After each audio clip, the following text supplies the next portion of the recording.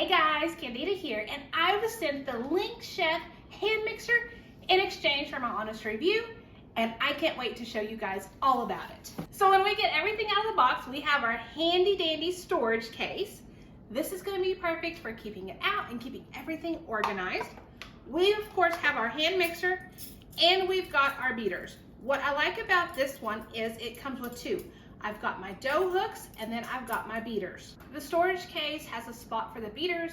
This is important so that way they don't get mixed up in the drawers and lost when it comes to time to use it. I know exactly where they're at, which is going to save me time. For the cake that I'm going to mix up today, I'm going to use the regular beaters. Now it does have a turbo speed and it's got 5 speeds. This is speed 1.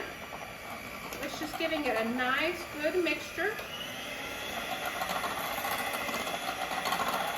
Here we are on speed 2, 3, 4,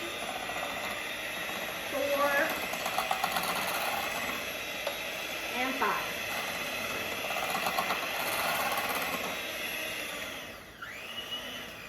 What I want you to notice more than anything is it's not splashing out. So it's got that anti-splash feature and it keeps all of my batter right here in the bowl. I'm not making a mess. And that's important.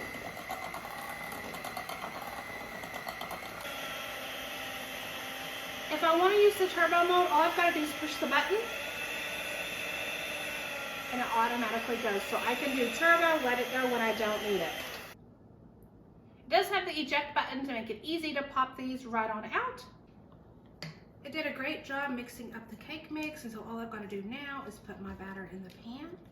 So the LINKChef mixer has been a great addition to the kitchen. I love the storage caddy, the dough hooks, and the beaters, so that way I can mix up different things. And I love the fact that my cake turned out beautiful.